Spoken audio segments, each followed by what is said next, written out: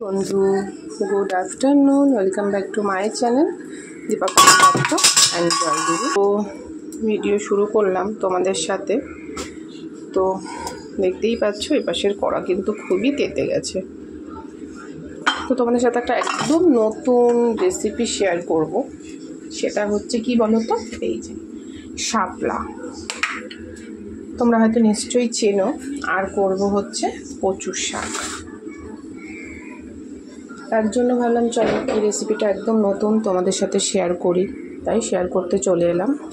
তো শাপলাটা কিন্তু কেটে নুন দিয়ে ভিজিয়ে রেখে ভালো করে জল বের করা হয়েছে, কারণ শাপলা থেকে প্রচুর জল বেরোয়, যেহেতু জলে হয় তো সেই কারণে। তো দেখো তেল কিন্তু গরম হয়ে গেছে, আমি 2-4টে কালো জিরে ফোড়ন দিয়ে দিচ্ছি। আমার অনেক দিন ধরে শাপলা খেতে খুব ইচ্ছে করছে, জানো না তো কী বলবো। তো আজকে দেখলাম নিয়ে নিয়েছি।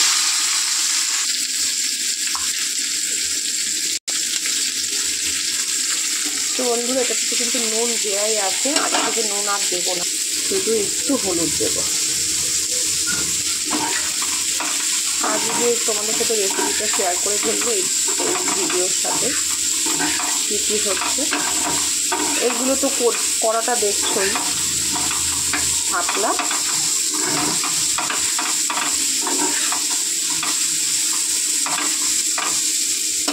পনির, আর এখানে তোমার তেল গরম হয়ে গেছে। তো আজকে কিন্তু ছোলা ছাড়াই করছি, কারণ তোমার দাদাভাই ছোলা দিয়ে পছন্দ করে। তো 2 বাটি নিয়েছিলাম, তো 2টো হচ্ছে দিনই, একটা করছি একটু রসুন,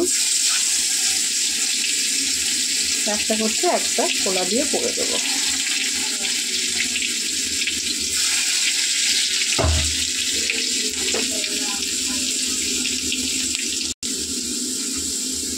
তো এবারে আমি কচুটা দিয়ে দেবো।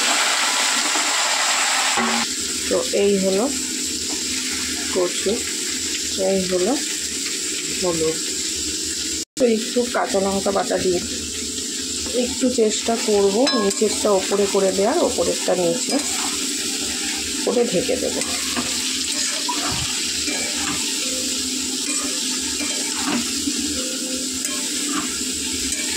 এক হাতে করা যাচ্ছে না, তবুও হয়েছে। একটা প্লাস্টিকেরটা করেছি বলে হলো।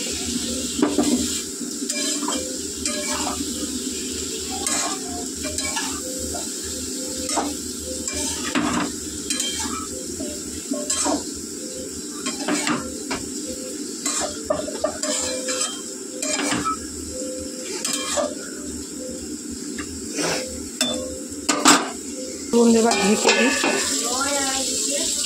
তো এইদিকে দেখো, এই নতুন একটা রেসিপির সাথে আজকে কী কী মানে রান্না করলাম সেটা তোমাদের সাথে দেখিয়ে দিই।